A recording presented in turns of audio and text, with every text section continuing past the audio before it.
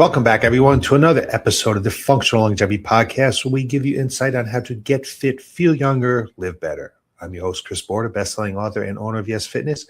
And let me first thank you for taking time from your busy day to listen to what I have to say. And before we get started, let me thank our sponsor, Y.E.S Fitness.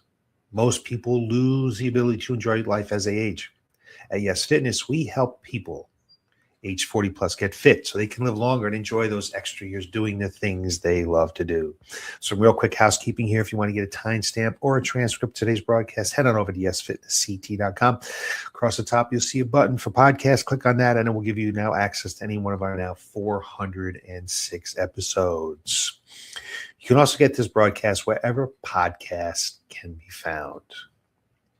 We have the hidden narrowing that quietly ages you after 40. This week, I came across an article by an orthopedic surgeon, Howard Lux, that immediately caught my attention. In it, he describes something he calls the narrowing. The moment I read those words, I stopped. After more than 35 years of coaching adults over 40, I realized that I had been watching this happen to people every single day. I just never had a name for it. It's narrowing. It's simple. It's powerful. And if you're not paying attention, it can quickly steal your independence long before you think you're old. Well, let me explain. When was the last time you carried every grocery bag into the house in one trip? When did you start making 2 trips instead? When was the last time you parked further away from the entrance without thinking about it?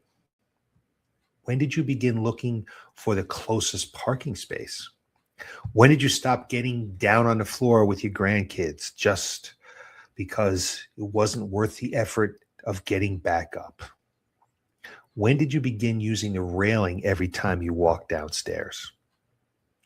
When did you decide the elevator wasn't easier than stairs? When it was easier than stairs. When did you decide the elevator was easier than stairs? The interesting thing is you probably can't answer those questions because you never conscientiously decided to stop doing those things. It happened gradually, a small compromise, a tiny accommodation after another, one after another, one after another. Before you know it, your world has become a little bit smaller.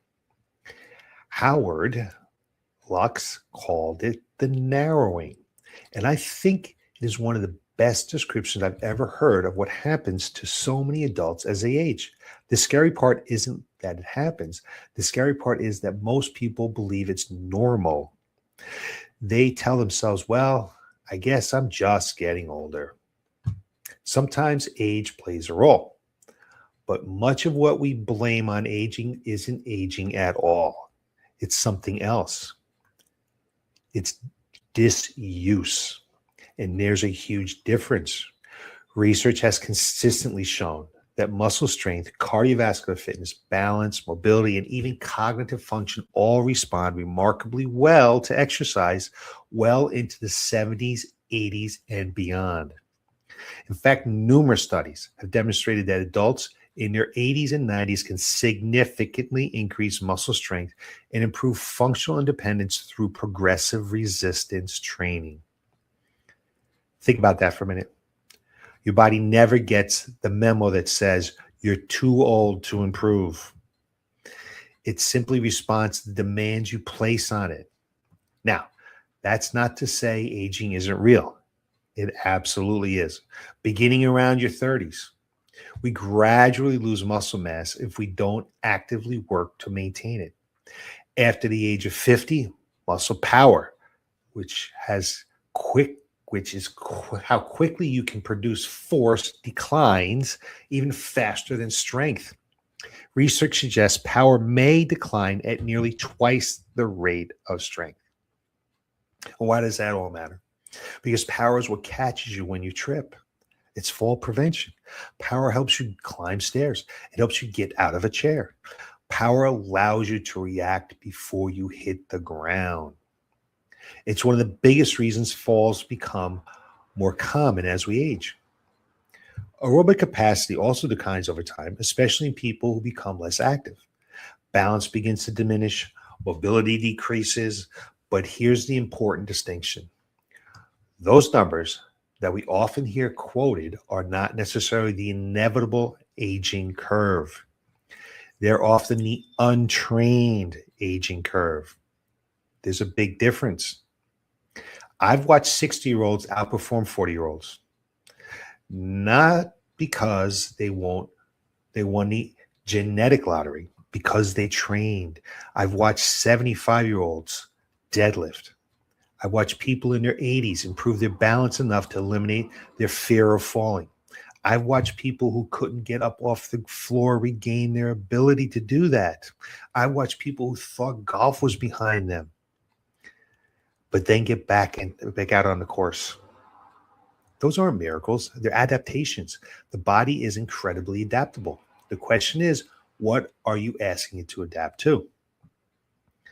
At Y.E.S Fitness, I see the narrowing happen in two different ways. The first is physical. People stop lifting heavy things. They stop moving quickly. They stop getting down on the floor. They challenging their balance. They stop challenging it. They stop walking long distances. Their body slowly says, I guess we don't need their abilities anymore.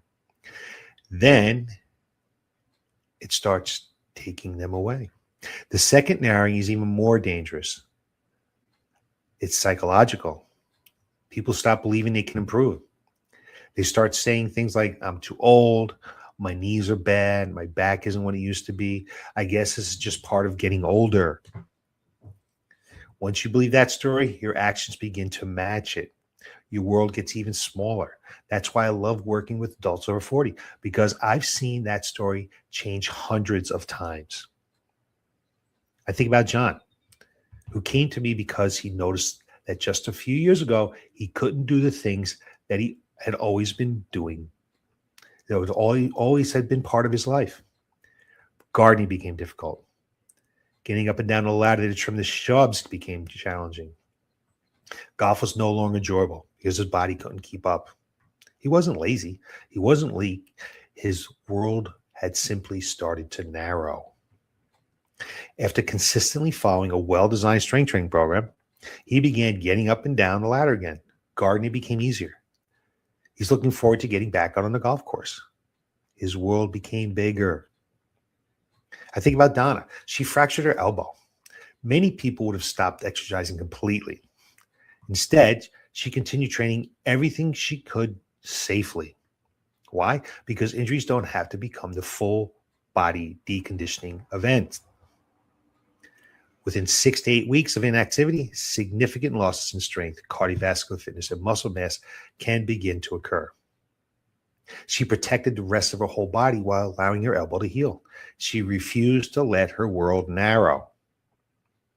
I think of my own experience a few years ago when I had double hernia surgery. I expected to recover quickly. Instead, I dealt with lingering issues that kept me from lifting for many months, like a year and a half. There were days when I questioned whether I'd ever feel like myself again. But I kept moving. I walked. I stayed patient. I rebuilt. Eventually, I returned to strength training. And then I competed again in the Senior Olympics. Not because the recovery was easy, because I refused to let temporary limitations become permanent ones. You see, functional longevity isn't about avoiding aging. None of us gets to do that. It's about resisting unnecessary decline. That's why our entire coaching philosophy is built around 6 pillars. Strength, because strength is the foundation of independence. Power, because power keeps you moving confidently and reacting quickly. Mobility, because you should be able to reach, bend, twist, and move without unnecessary restrictions. Balance, because confidence disappears when balance disappears. Endurance, because life is easier when walking up a hill or playing with your grandchildren doesn't leave you exhausted. Recovery, because your body adapts when you give it time.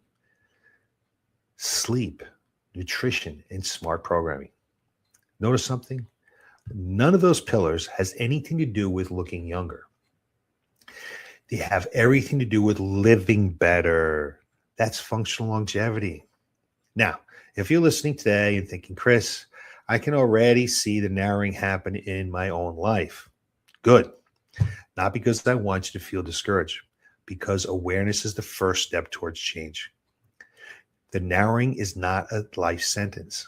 It's often reversible. Start carrying your own groceries again. Walk further from the entrance. Take the stairs. Practice getting up and down off the floor. Up, down, up, down. Strength training at least twice a week. You've got to do that.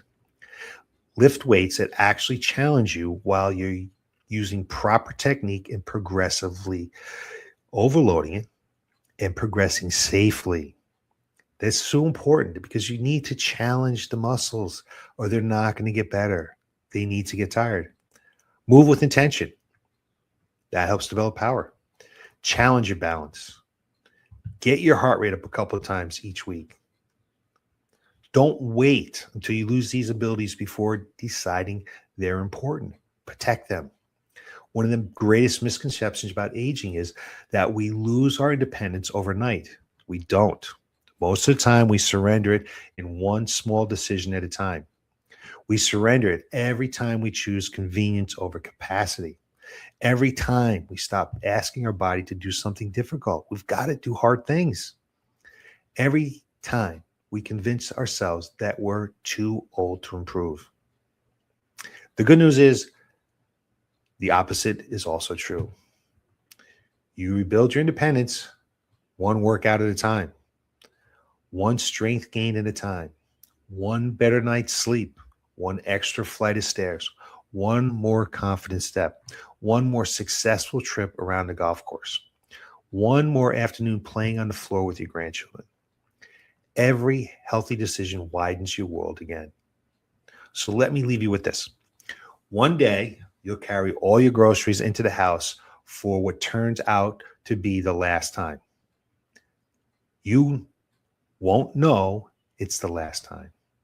One day, you get down on the floor to play with your grandchildren for what turns out to be the last time. You won't know it's the last time. One day, you'll walk 18 holes of golf, go hiking, travel, work in the garden, climb a ladder, or pick up your grandchildren. And unless you decide to fight for those abilities, they can quietly disappear. Not because you got old, because your world slowly narrowed. Because it doesn't have to end that way. The door is still open. Your body is more adaptable than you think. The best time to start widening your world again is today. Thank you so much for listening to another episode of the Functional Longevity Podcast. If you found value in today's episode, please share it with someone who needs to hear this message. And if you're enjoying this podcast, I'd truly appreciate it if you would leave us a review. It helps more people discover the show and join our mission of helping adults over 40 live stronger, healthier, and more independent lives. If you're ready to stop letting the world get smaller and start building the strength, confidence, and freedom to do the things you love for decades to come, we'd love to help. Visit us over at YesFitnessCT.com or call us at 860-673-4293 to schedule your complimentary strategy session. And until next time, keep moving, keep getting stronger, and remember, it's never too late to improve the quality of life. I'll see you next time on the Functional Longevity Podcast with more information on how to get fit, feel younger, live better. Thanks for watching.